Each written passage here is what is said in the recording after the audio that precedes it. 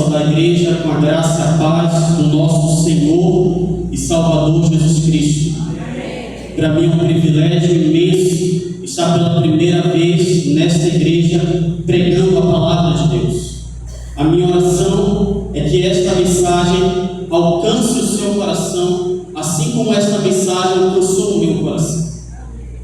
Irmãos, hoje quem está à frente do culto é o Ministério da ASA. E nós sabemos que um dos objetivos desse ministério é ajudar pessoas que estão sofrendo, seja por meio do alimento, seja por meio de um aconselhamento, seja por meio do estudo da palavra. Só que eu quero fazer uma pergunta para vocês. Este dever de ajudar o próximo pertence apenas a esse ministério, sim ou não? Sim ou não? Pertence a todos. É por isso que eu quero pedir para que o irmão possa projetar o tema da minha mensagem. E qual o tema da minha mensagem? O remanescente entre os pobres da terra. E eu só vou poder continuar esse sermão se vocês me responderem a seguinte pergunta: vocês creem que a igreja adventista do sétimo dia é a igreja remanescente, sim ou não? Então, eu quero convidá-los neste momento a se colocarem de pé, por favor, e abram suas Bíblias no Evangelho de João, capítulo 12. Evangelho de João, capítulo 12. Eu quero meditar com vocês em um texto bastante conhecido, mas pouco praticado. Evangelho de João, capítulo 12. Eu quero meditar com vocês apenas no versículo 8. Evangelho de João, capítulo 12. Evangelho de João, capítulo 12. Quero ler com vocês apenas o versículo de número 8. Já que cremos que nós somos a igreja remanescente, Deus nos dá uma instrução. E que instrução é essa?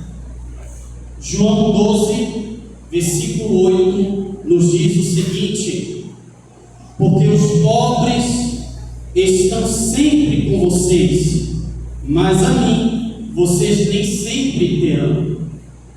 Vamos ler novamente esta passagem. Porque os pobres estão sempre com vocês, mas a mim vocês nem sempre terão. Eu quero nesse momento pedir para que as irmãs que compõem a plataforma possam se retirar e aos demais possam tomar vossos assentos em nome de Jesus.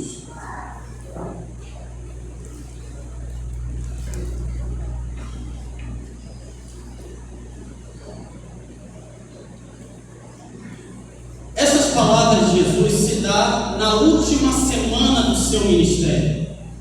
E nós sabemos, ou nós chamamos como cristãos, a semana da paixão. Ou seja, aquilo que Cristo havia dito para Nicodemos: Nicodemos, é necessário que assim como a serpente foi levantada no deserto, no tempo de Moisés, é necessário que o Filho do Homem seja levantado. E estas palavras que nós acabamos de ler foram pronunciadas a um homem que julgou o comportamento de uma mulher. E qual era o nome dessa mulher? Maria. Maria, irmã de Lázaro, Maria de Betânia. A pergunta é: o que levou Judas Iscariotes a questionar o comportamento desta mulher? Eu creio que os irmãos sabem muito bem que naquele contexto não era normal mulheres estarem juntamente com homens no mesmo lugar. Melhor dizendo, mulheres e crianças não poderiam estar aonde os homens estavam. Se numa sala houvesse um grupo de homens e eles estivessem discutindo o assunto, a mulher só poderia ter acesso àquela sala se o pai ou o responsável por aquela mulher ou o marido da mulher o permitisse. Assim, tendo a permissão do marido, do pai ou de algum outro responsável, ela poderia entrar naquele lugar. Mas, contrariando, a Bíblia diz que Maria, irmã de Lázaro, ela entra. E quando ela entra naquele lugar, a Bíblia diz que ela estava carregando um vaso de alabastro. Ao ponto que quando ela se aproxima de Jesus, ela quebra o vaso, pega aquele perfume e derrama sobre os pés de Jesus. E de acordo com os outros evangelhos, derrama um pouco de nardo na cabeça de Jesus. E ela se prostra diante de Jesus. E ela começa a chorar. E ela começa a enxugar os pés do mestre com os seus cabelos. Só que a Bíblia diz que não foi apenas Judas que achou aquela atitude estranha. Mas quando você vai para o Evangelho de Mateus, o Evangelho de Marcos e o Evangelho de Lucas, a Bíblia diz que todos aqueles que estavam vendo aquela cena, ou seja, os homens, os apóstolos, Lázaro e, como está em Lucas, Simão, quando viram a atitude daquela mulher, eles em pensamento condenaram a atitude dela. Só que Judas Iscariotes foi o único que teve a coragem de verbalizar o seu descontentamento. E o que Judas havia dito? Mestre, poxa, mestre, para que esse desperdício? Eu sei muito bem que esse perfume, se fosse vendido, a gente poderia ganhar uma boa grana, ter um bom dinheiro, pegar esse dinheiro com base na venda desse perfume e dar aos pobres. Só que nós sabemos que Judas não estava nem aí com os pobres, com os famintos, com os necessitados. De acordo com João, a Bíblia nos informa que Judas era o tesoureiro do ministério de Cristo. Só que a Bíblia diz que todas as vezes que Judas recebia o dinheiro, ele pegava uma parte para si. Judas Iscariotes era um ladrão. E Jesus, conhecendo o coração de Judas, conhecendo o coração dos discípulos, de Lázaro e daqueles que estavam condenando a atitude daquela mulher, também Jesus, conhecendo o coração daquela mulher, Jesus vai utilizar um contraargumento, ele vai contrapor o argumento de Judas. Acompanhe comigo João capítulo 12, versículos 7 e 8. João 12, versículos 7 e 8. Jesus vai dizer: deixe-a, que ela guarde isto para o dia do meu sepultamento, porque os pobres estão sempre com vocês, mas a mim vocês nem sempre terão. Jesus olha para aquela mulher e diz o seguinte: olha, deixe em paz, não condene a atitude dessa mulher. Diferentemente de vocês, que poderiam estar me honrando porque eu sou o rei de Israel, vocês eram para me honrar, vocês tinham que me honrar, mas vocês não fizeram. Ela me honrou, e isto ela está dizendo para vocês que eu terei que morrer. Portanto, Judas Iscariotes, os pobres estão sempre convosco, mas a mim vocês não terão para si. Ou seja, meus irmãos, Jesus sabia que a sua morte se aproximava. Jesus sabia que ele não permaneceria muito tempo no túmulo, na sepultura, e que seria necessário ele ressuscitar e ser elevado aos céus. Por isso, eu faço uma pergunta: Jesus está presente fisicamente entre nós hoje, sim ou não? Fisicamente em corpo, ele está presente? Não. Jesus está presente por meio do seu santo e maravilhoso Espírito. Só que há um grupo de pessoas que está entre nós, que nos cercam. Que grupo é esse? Está no versículo 8. Então, quem são estes que estão diante do povo remanescente? De acordo com o versículo 8, os pobres. Então, irmãos, o que nos interessa hoje é estudar essa primeira frase de Cristo que se encontra no versículo 8. Porque os pobres estão sempre com vocês.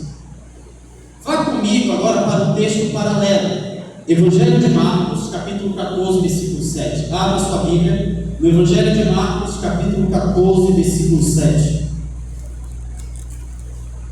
Evangelho de Marcos, capítulo 14, versículo 7. Marcos, capítulo 14, versículo 7. Assim diz a palavra do Senhor: porque os pobres estarão sempre com vocês, e quando quiseres, ou como está nessa tradução, quando quiseres, podem fazer o quê? O bem. E aí vem a segunda parte: mas a mim nem sempre me tende, ou a mim vocês nem sempre terão. É interessante aqui, Marcos, ele vai além. Marcos não apenas nos informa que os pobres estariam em nosso meio, mas ele acrescenta que no momento em que a igreja puder e tiver condições de ajudar, ela deve fazer. Ou seja, a igreja que se diz remanescente, ela não pode fechar os seus olhos para a dor do próximo. Se esta igreja tem condições, eu não estou me referindo apenas a dinheiro, porque muitas vezes quando nós falamos de ajudar o próximo, nós achamos que é dar dinheiro, e não, vai muito além. Suponhamos, uma irmã chega para você e diz o seguinte: olha, irmão, eu tenho uma pessoa, há um parente meu que está nesse momento no hospital, e eu preciso que alguém o acompanhe. Você poderia estar com o meu parente lá naquele hospital? O que muitas vezes nós dizemos? Não posso. Por quê? Não tenho tempo. Tenho os meus afazeres. Tenho os meus estudos. Tenho o meu trabalho. Irmãos, é muito fácil eu dar dinheiro. Outra coisa é quando eu sacrifico algo de mais importante para mim em prol de outro. Irmãos, certa vez eu estava vindo de uma entrevista de emprego. E aí, de repente, enquanto eu caminhava, eu vi uma mulher na sarjeta pedindo dinheiro. E enquanto eu caminhava e vi aquela cena, teve algo que me chamou a atenção. Uma pessoa passou do lado dela, e aí ela estendeu a mão pedindo: moço, me dê algo para comer. Aquela pessoa colocou a mão no bolso, nem olhou para ela, colocou a mão no bolso, só fez isso aqui, ó, e foi embora. Naquele momento, eu estava economizando dinheiro para comprar um livro, e o dinheiro que eu tinha era o dinheiro que faltava para completar, para eu ir lá para o shopping comprar um livro que eu queria muito comprar, que era O Peregrino de Giovanni. E aí,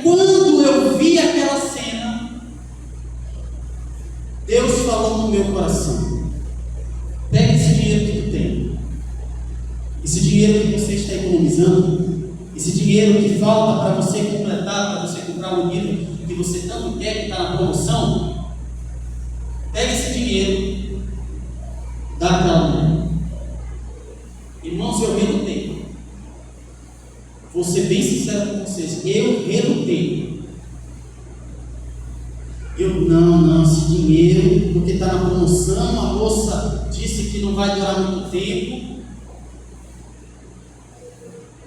Mas aquela voz dizia, vai e ajuda. Eu me aproximei, tá bom, me aproximei, sabe, irmão? Peguei assim, olhei para aquele dinheiro, e aí que vem na mente o livro, o valor, o preço. Olhei, peguei aqui, moça. Coloquei. Eu me levantei, quando eu estava indo, eu vi novamente. Deus falou comigo, olha, volta para lá, sente-se do lado dela e converse com ela. Irmãos, eu estava todo arrumado, cheiroso. Senhor, todo arrumado, eu vou me sentar nesse lugar sujo. Se aproxime-se dela. Irmãos, eu me aproximei dela, conversei com ela, pude conhecer um pouco da história daquela mulher. E aí, Deus disse para mim, agora, abrace essa mulher. Quando eu abracei, ela começou a chorar. Porque ela disse o seguinte, tantas pessoas me dão dinheiro, mas nunca me deram atenção. Por que você faz isso? Eu disse, porque eu sou um cristão. Então, irmãos, está muito além do que dar dinheiro, é dar o nosso tempo, os nossos talentos, os nossos tesouros, tudo aquilo que é precioso para nós, tudo aquilo que é precioso para mim, eu deixo de lado em prol daquela pessoa.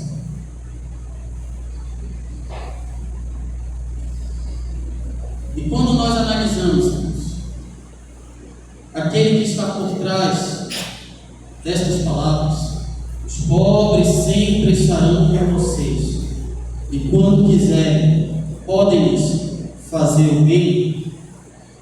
Este que está por trás deste comentário, a pessoa que disse isso, nós podemos perceber que o seu ministério foi marcado pelo serviço, ou seja, ele veio a esse mundo não apenas para pregar o Evangelho, mas viver o Evangelho. Quem disse essas palavras? Jesus. Jesus vai dizer, o Filho do Homem não veio para ser servido, mas para servir e dar a sua vida em resgate de muitos.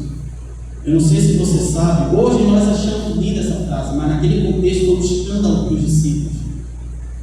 Porque o Deus soberano, quando ele diz, o Filho do Homem veio para servir, em outras palavras ele está dizendo, o Filho do Homem veio para ser servo.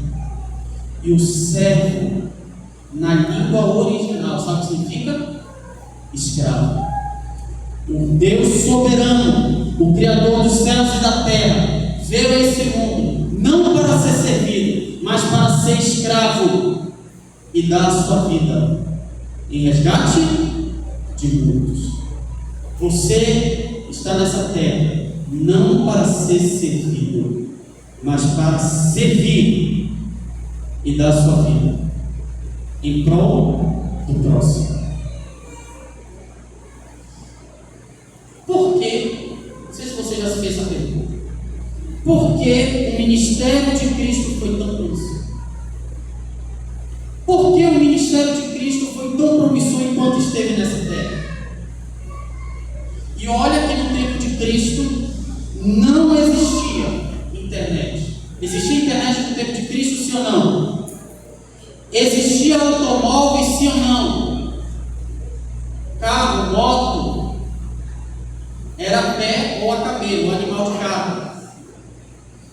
No tempo de Cristo, existia um templo como esse, com ar-condicionado, com bancos confortáveis? Existia? Não. Vocês podem perguntar, mas Gabriel, e as sinagogas? Vocês sabem muito bem que as sinagogas só eram frequentadas por fariseus. E o gentio nem poderia colocar os pés lá dentro. Mas a Bíblia diz que Jesus pregava a palavra no deserto, nas montanhas, nos vilarejos. Ou seja, todo mundo sentado no chão, todo mundo debaixo de um solzão quente. Mas a Bíblia diz que tanto a Judéia, Galiléia e Samaria ficaram impactados pela mensagem do Nazareno. E qual era a mensagem? O reino dos céus está próximo, arrependei-vos e crede no Evangelho. A pergunta é: o que despertou o povo para a mensagem do Mestre? Por que o ministério do nosso Mestre foi tão promissor? Veja o que Ellen White nos afirma. Passa para mim, porque no livro Desejado de Todas as Nações, no capítulo 39. Irmãos, eu vou ler aqui porque eu não estou conseguindo chegar muito bem aqui, tá bom? Aquele que mostrou para as pessoas o caminho da paz, ou seja, Cristo, e da felicidade, também mostrou que se preocupava em satisfazer tanto as necessidades físicas delas, quanto as necessidades, o que, meus irmãos?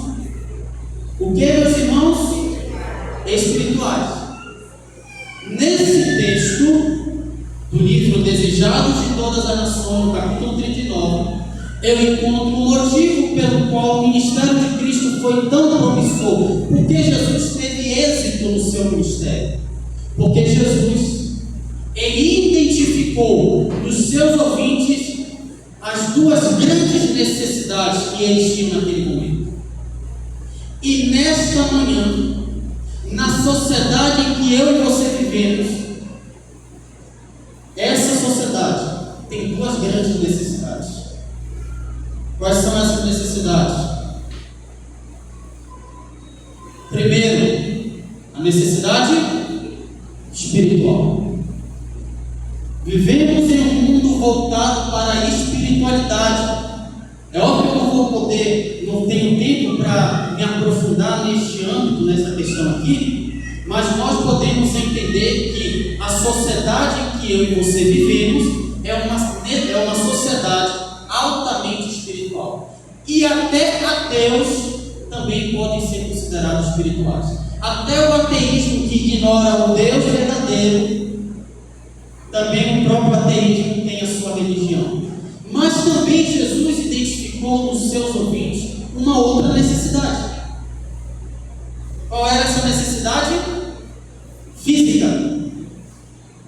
Então todo o ministério de Cristo foi pautado em satisfazer essas necessidades, em tentar mostrar para aquela geração que tanto a necessidade espiritual quanto a necessidade física ele poderia realizar neles, ele poderia satisfazê-los. E é com base nisto daqui que eu percebo o porquê a nossa igreja ainda não teve êxito, assim como Cristo teve. Porque muitas vezes nossa igreja não é reconhecida na comunidade. Se esta igreja fechasse as portas, saísse daqui, essa comunidade sentiria a falta dela?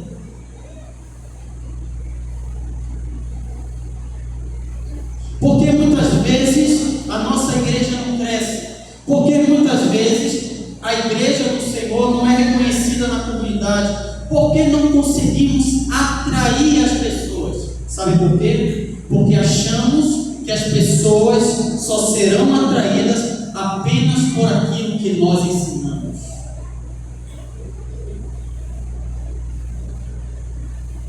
Se eu perguntasse para você, que é um adventista do sétimo dia, qual é a característica de uma igreja verdadeira?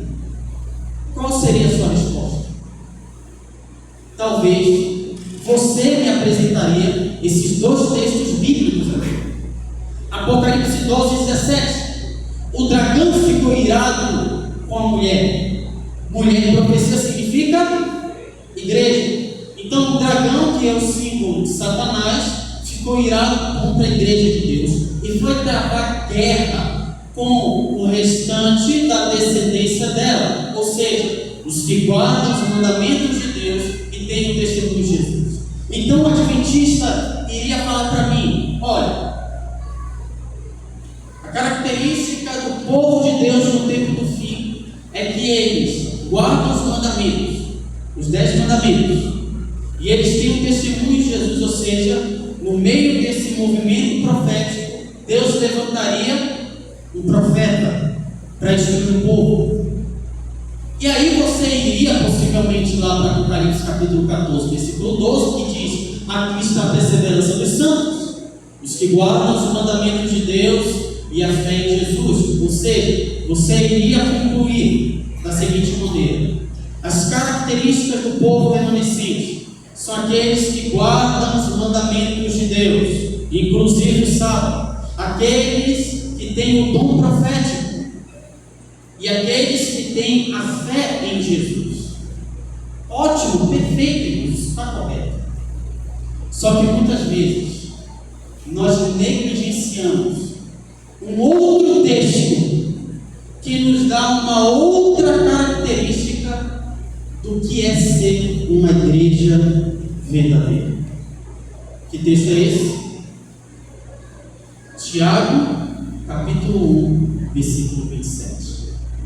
Tiago, irmão do nosso Senhor e Salvador, disse: a religião pura e verdadeira nos olhos de Deus, o Pai, é esta: cuidar dos órfãos e das viúvas em suas dificuldades e não se deixar corromper pelo mundo.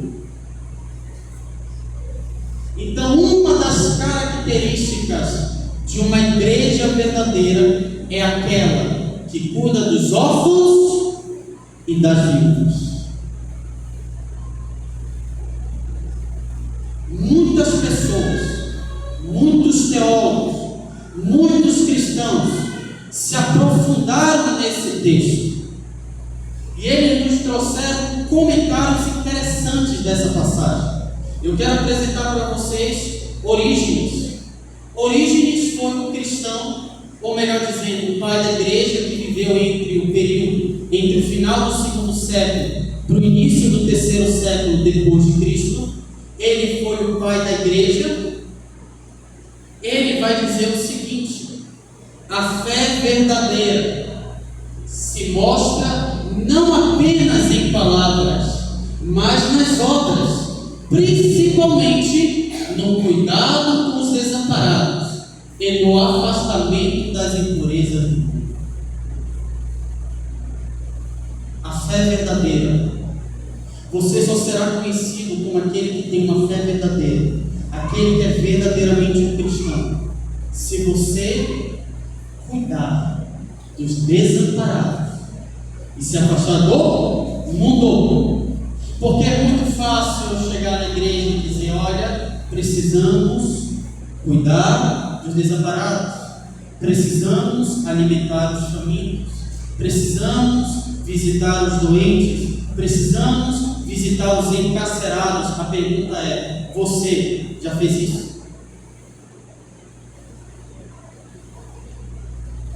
Você demonstra no seu dia a dia a preocupação com essas pessoas?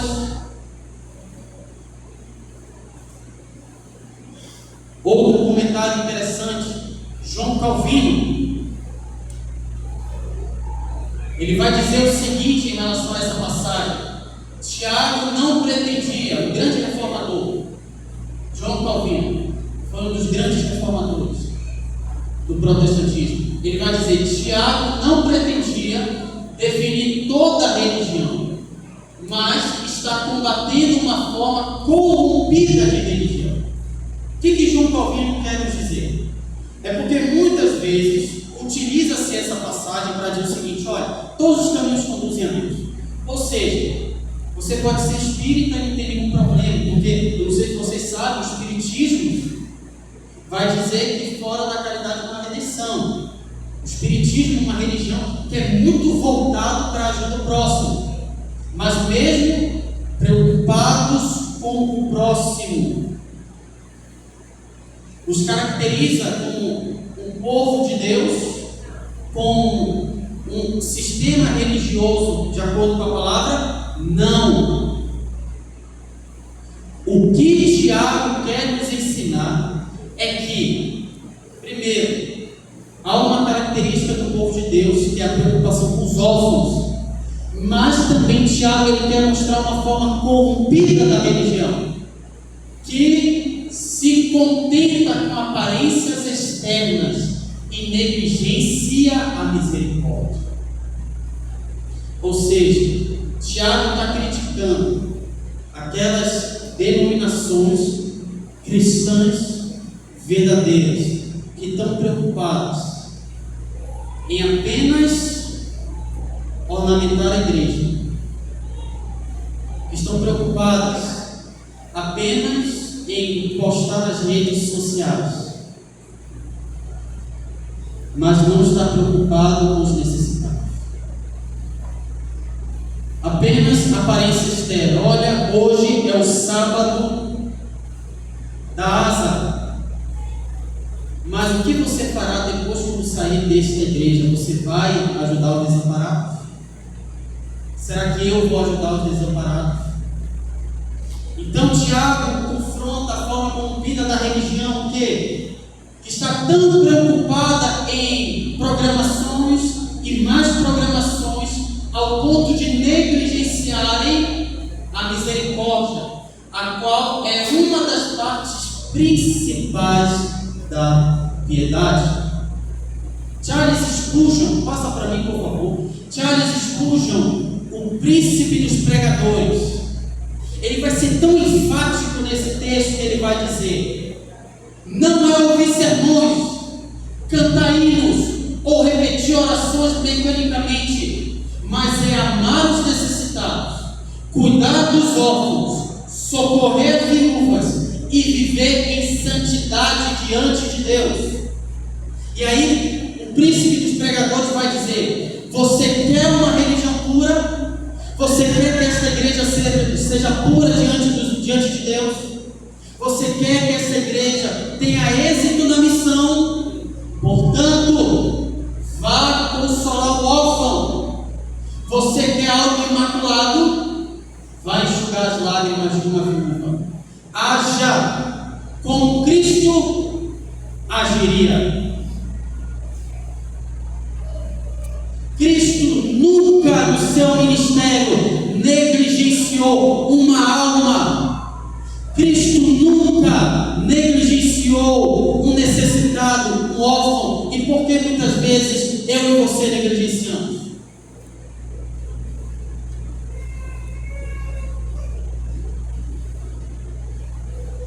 Precisamos ser imitadores de Jesus.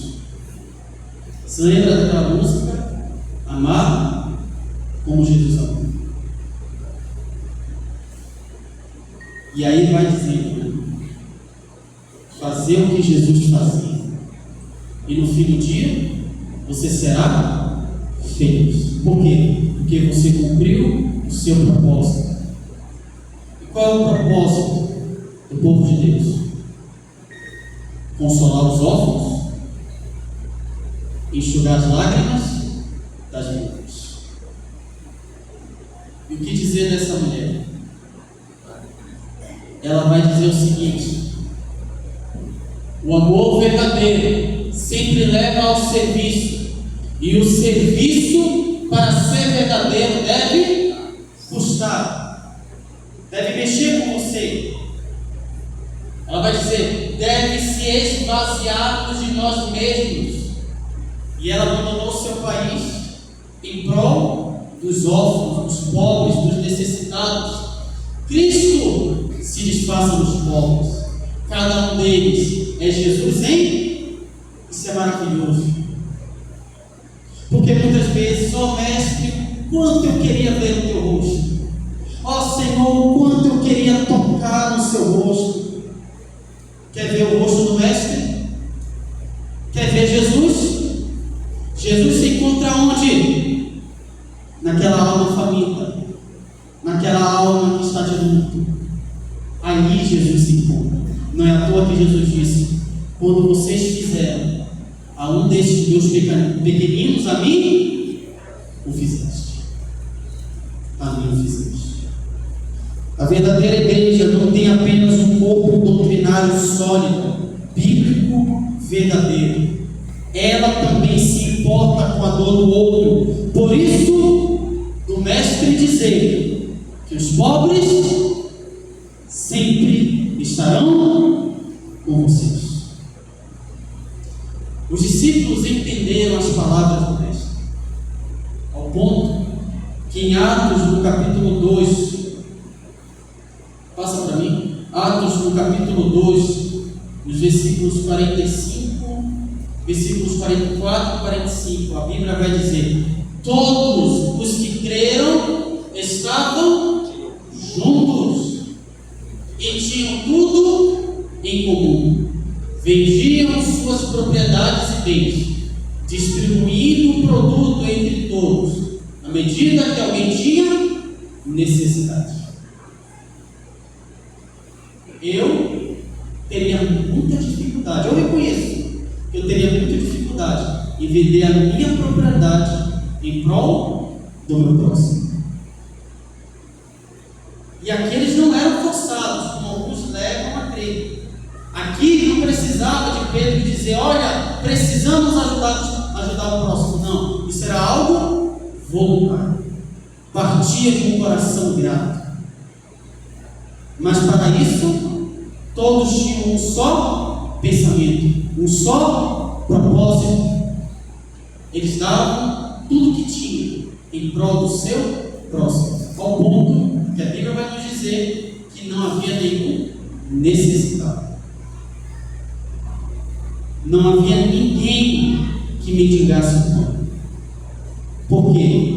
Porque a igreja não apenas estava preocupada em pregar o Evangelho, a igreja também estava preocupada em ajudar o próximo. Em ajudar o próximo.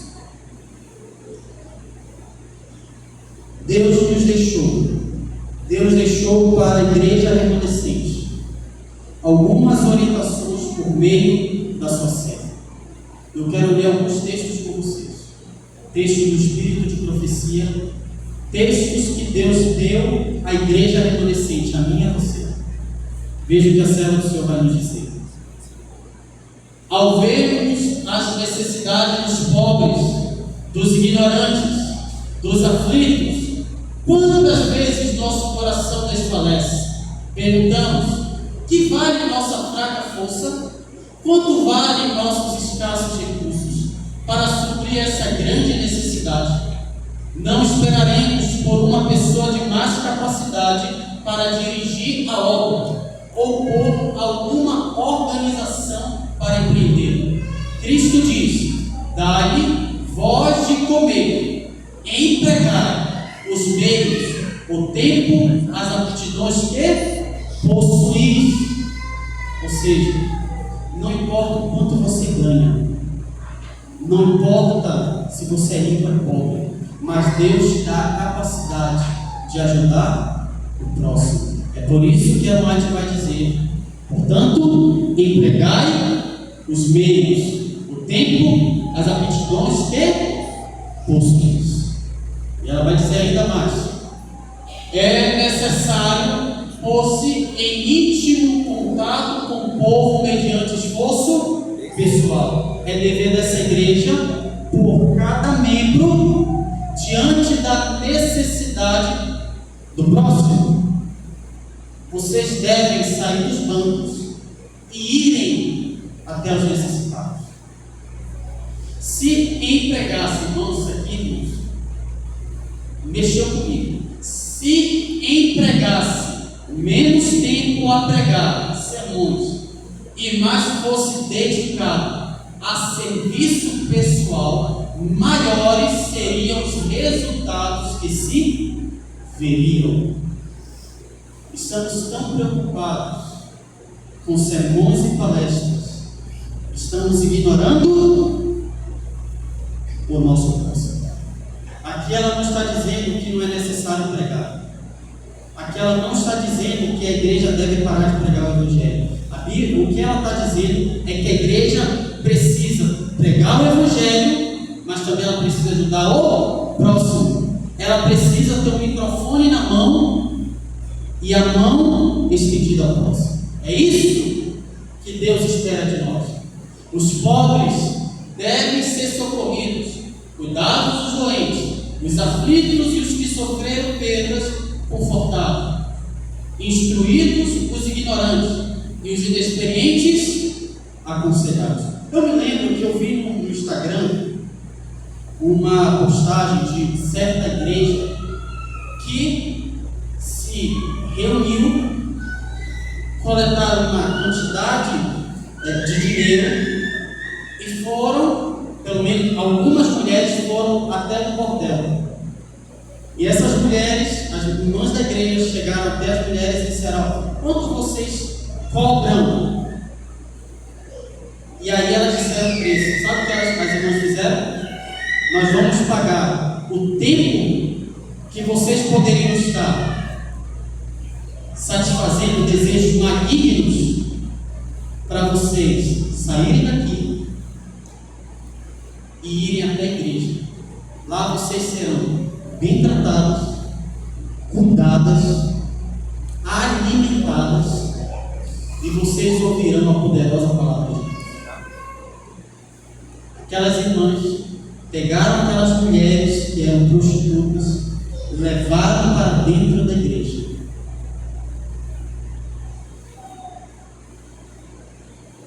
Deram de comer a elas, deram roupas, instruíram aquelas mulheres na palavra. Aquelas mulheres nunca mais foram esquecidas. Será, irmão, que você teria coragem de tirar um dinheiro do teu bolso para trazer uma prostituta para dentro dessa igreja para ela ouvir a palavra de Deus?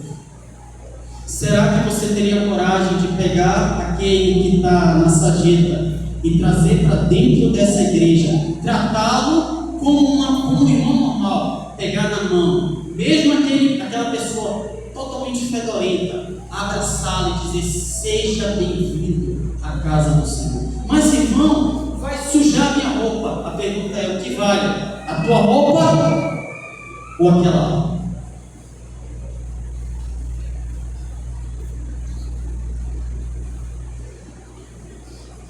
Há em quase todas as localidades grande número de pessoas que não escutam a pregação da palavra de Deus, nem assistem aos cultos. Se elas tiverem de ser alcançados pelo Evangelho, este lhes há de ser levado em casa. Muitas vezes, o socorro às suas necessidades é o único caminho pelo qual essas pessoas podem ser abordadas.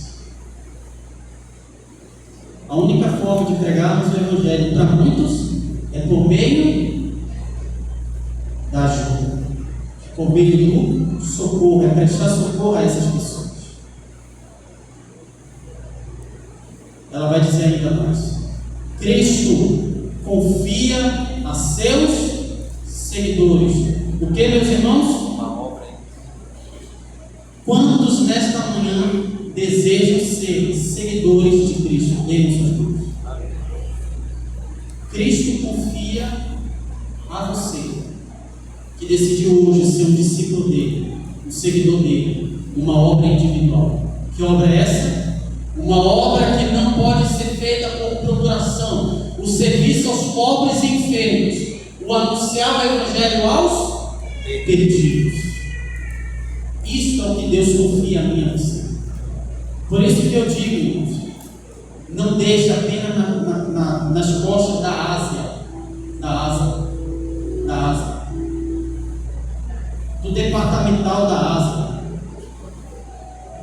Mas isso é uma obra que minha, é uma obra desde pequenos. As crianças dessa igreja precisam ser ensinadas a ajudar o próximo, tanto ajudar os pobres, os enfermos, e também anunciar o Evangelho. Devem andar juntos. Pregação e o que, irmãos? O ajudar o próximo, o amor ao próximo. Não deve ser deixado a comissões ou a caridade organizada. Responsabilidade individual esforço e sacrifício pessoal são que, irmãos? Exigências evangélicas. É um mandamento. Por que esse mandamento? Veja esses dados. Há hoje 673 milhões de pessoas no mundo que estão enfrentando a fome. Morrem anualmente 9 milhões de pessoas por causa da fome. Por dia morrem aproximadamente 24 mil a 25 mil pessoas por causa da fome.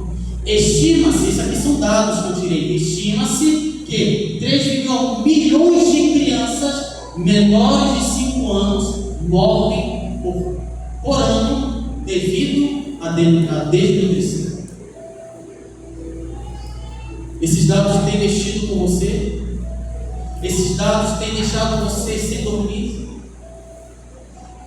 Você tem chorado por essas pessoas? Mas será que o Brasil está isento disso? Obviamente que não. 27,6% dos domicílios brasileiros, equivale a 21,6 bilhões de lares, viviam com algum grau de insegurança alimentar. Isso aqui são dados de 2024. Aqui, 2023, falando do Pará, porque infelizmente nós não temos dados recentes em relação ao nosso estado, mas prestem atenção. Em 2023, o Pará teve a maior proporção de domicílios com insegurança alimentar moderada ou grave, 20,3%, cerca de 562 mil residências, ou seja, 562 mil residências ou domicílios estavam com insegurança alimentar, sofrendo insegurança alimentar. Embora não existam dados detalhados especificamente para Belém ou Ananindeua, individualmente, os padrões observados no estado do Pará indicam que cerca de 1 a cada 5 domicílios enfrenta insegurança alimentar. Ou seja, ao sair daqui, ande por essas casas, você encontrará pessoas que hoje não têm nada para comer. Mães que estão chorando por verem seus filhos com fome. Pais totalmente desmotivados, depressivos. Sabe por quê? Porque não conseguem trazer o alimento para dentro de casa. Quantas pessoas já tiraram suas vidas por conta da insegurança alimentar? Com base nesses dados, eu quero encerrar lendo o último texto com vocês. Tiago, capítulo 4, versículo 17. Portanto, aquele que sabe que deve fazer o bem e não faz, nisso está pecando. E quantos nesta manhã estão em pecado diante de Deus? Quantos nesta manhã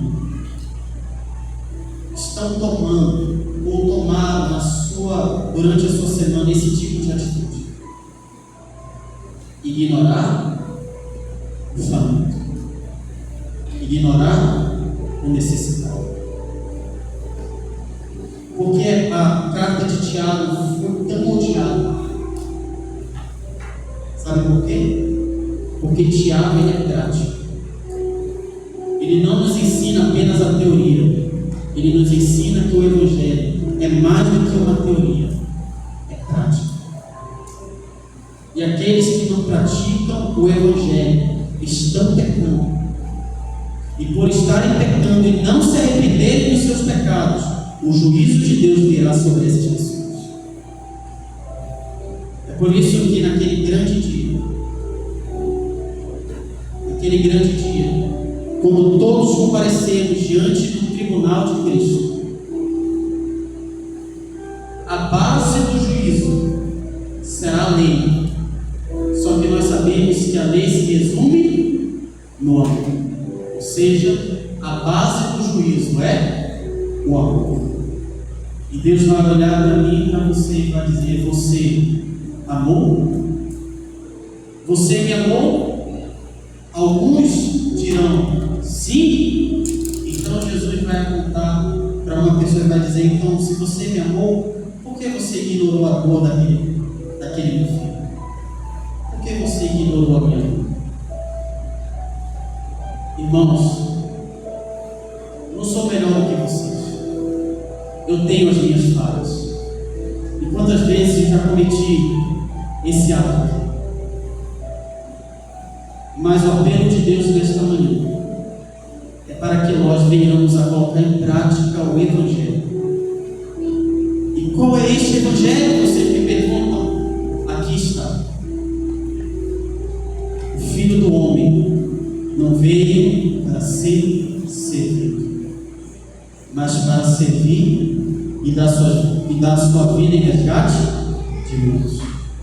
Nós, como igreja remanescente, não estamos neste mundo para sermos servidos, mas para servir e dar sua vida em resgate de muitos. É por isso que Jesus vai dizer: os pobres sempre estarão convosco.